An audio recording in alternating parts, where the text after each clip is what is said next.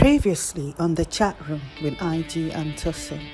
You know what? There's an area that I really would love to touch on, and it's about setting boundaries with the opposite sex.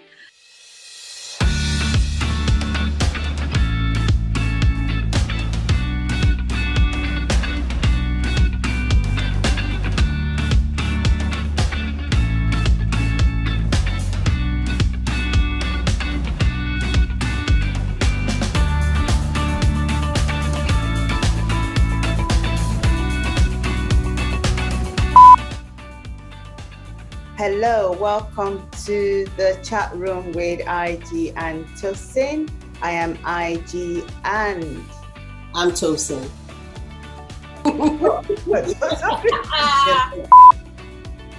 Hello, welcome to the chat room with IG and Tosin. Welcome Hello. to season 2, we're continuation of season 2.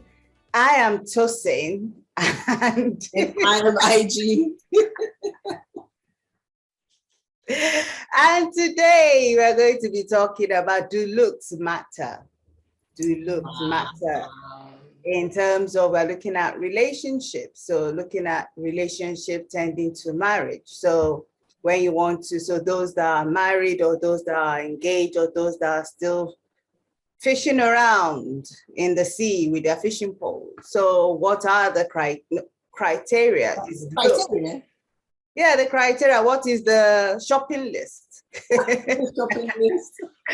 Tick, tick, tick, tick, tick. So do looks matter? That is what we are going to be talking about today. So IG, you are going to build the cat since you're married. So what were your criteria when you were about to marry your husband? Well, I'll say looks matter. Actually, they do. Because yes, we're talking, love is a choice, right? It's like saying like and love. Like when you like a person can be based on feelings, but love is a choice. So there's sometimes you're like, I don't like what you're doing. I don't like this, I still love you. But I still love you, okay? So looks actually matter. But then let's talk about what do you mean by looks? Because looks, it's subjective, isn't it? Yeah, so beauty in the eyes of the beholder. Of the beholder. So looks, it's really subjective. And so I think we start by defining looks, because one other thing that people always think is beauty and attraction goes hand in hand, which they don't. I have found that out. Yeah, like you said, I would say the way I see looks, my own, like for me, I would say your character is not character is the most, like, what is your life? What are you, first of all, the baseline is, are you born again Christian? Of course.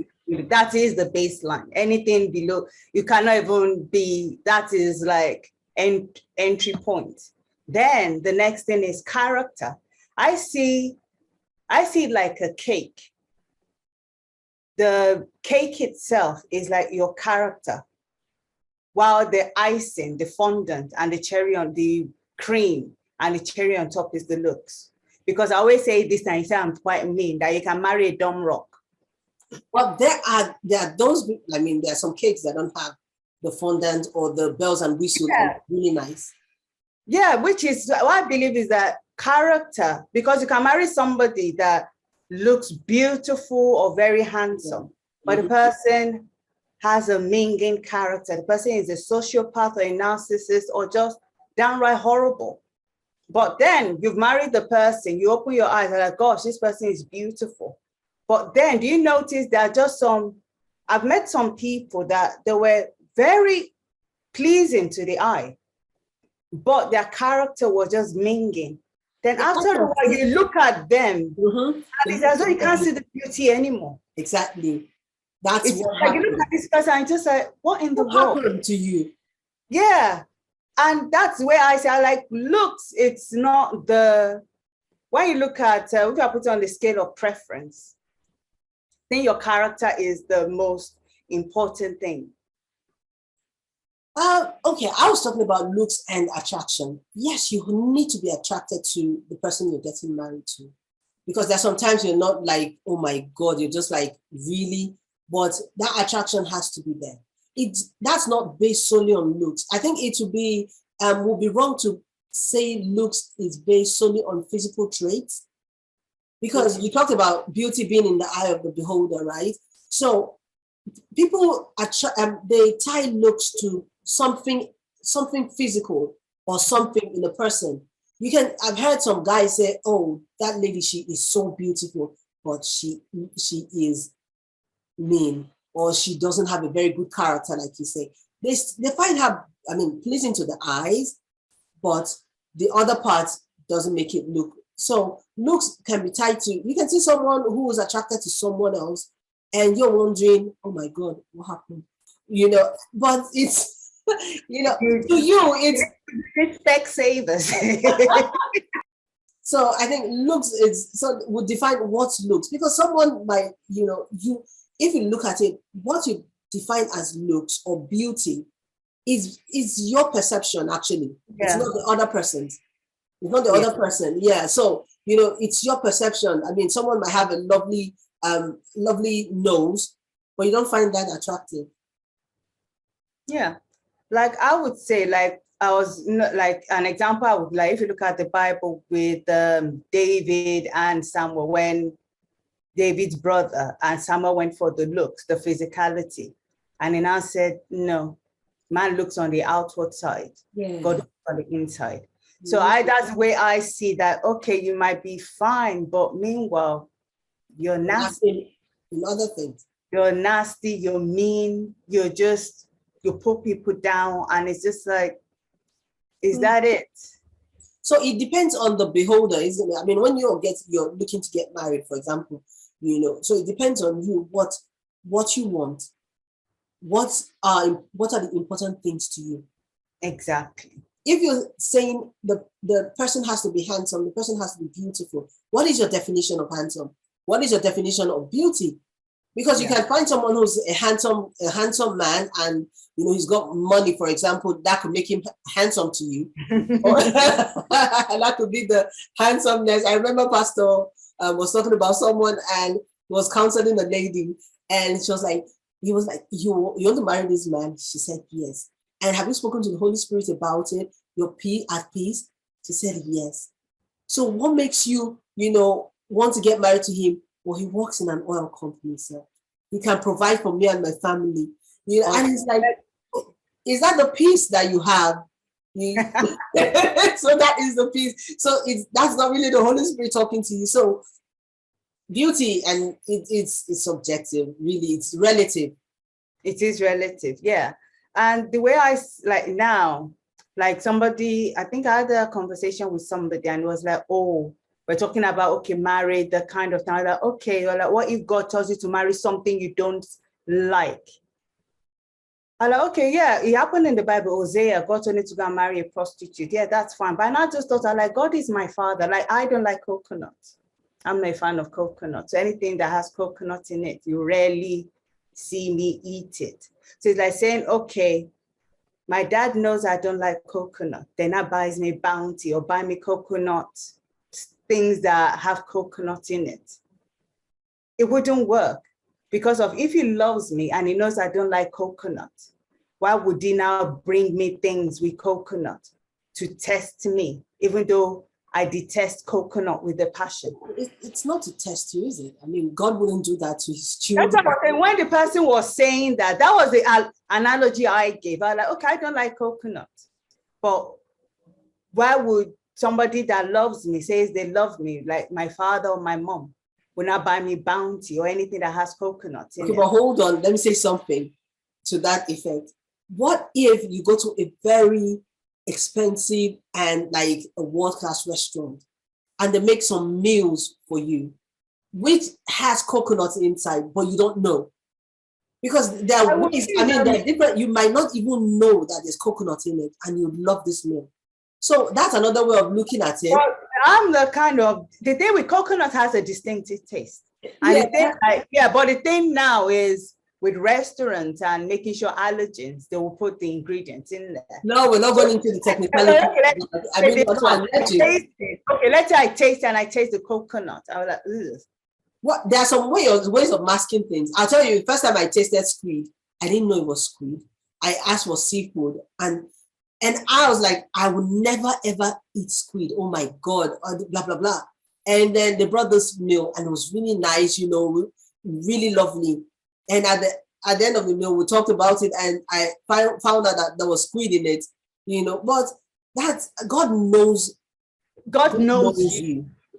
And he knows what you need. But he knows what you need and what you want. So it might just be coconut in a very lovely, tasty wrapper that you can't resist.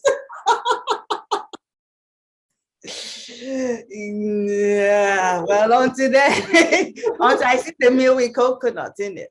It's exactly what we're saying. Like, okay, God knows, I think the way it is, God knows you more than you know yourself. Yes. So he knows what you need, the kind of person you need to be able to fulfill his intended purpose. It might not be what you want.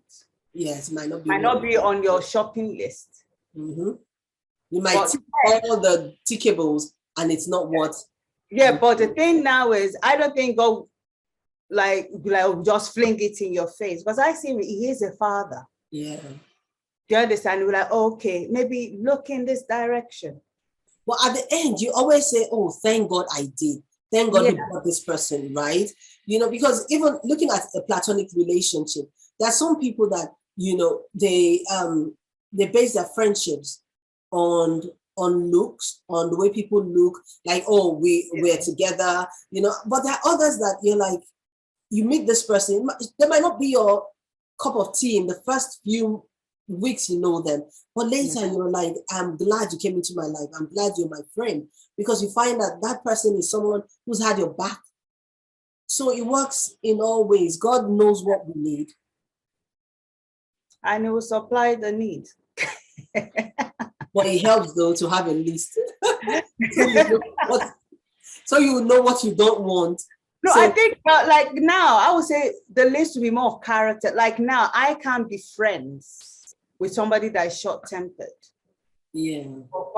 I can't. Mm-hmm. And I can't have that kind of person in my life. So I don't believe God will bring that kind of person for me to, do you get, it's just like there are just some things that I think should be like your character, somebody that just loud, just talks anyhow and sums everything up as banter. If for me not to even try and be your friend, meaning you cannot even be my in your radar. You cannot even be under my. The way I am, I observe people a lot. Mm-hmm. That's how I've always been. So I might go somewhere, I'll just be very quiet, sit in a corner, but I'm just observing people. Even though I'm like forming impressions of them, which can be misconception. Yeah, but I don't try and like, oh, first time cut you off. Yeah. I try and give you the benefit of the doubt. Like now, if I see somebody, you talk to people, let's say the way you relate with people, you look down on people and just talk to people anyhow, or you quite abusive. Mm-hmm. Your mouth is very sharp and cuts people down. You can't be my friend. Yeah. You can't even be in my circle. No one will want to be friends with someone. Yeah, no, but what I'm saying is that, but let's say the person is handsome, has a V shape, he opens his shirt, everybody faints and just be like, oh, my ovaries are exploding. But that already kind of like that is, to me, it's more of a priority than the looks, because the beauty for the V can turn into a pouch. Yes, exactly. The figure 8 can turn to a bottle, small neck. Yeah, because beauty fades. It does fade. It fades. But then that is just the shell, the outer shell. Like somebody said, if you want to go on first date, go swimming. So everybody removes their makeup and stuff. Take off everything. Yeah, because what you say, it just looks like the one I read, that the man sued the wife for fraud. He wanted an annulment. After the wedding, the wife removed all the makeup and was just like, what in the world is this? You had never seen her without makeup. But isn't that shallow, isn't it?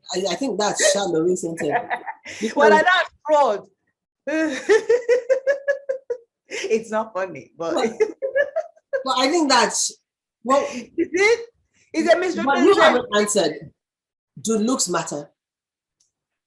I think, like I said, it's not the main thing.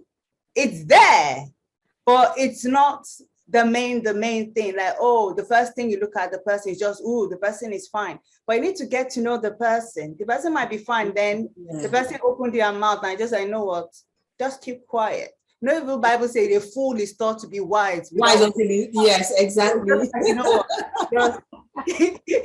Just please, just keep quiet. And so that's why I see it more as it's the cherry on top of the cake.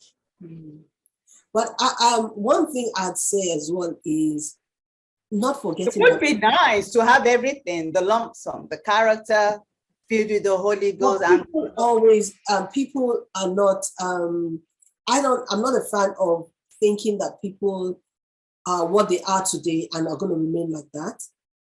So people they change.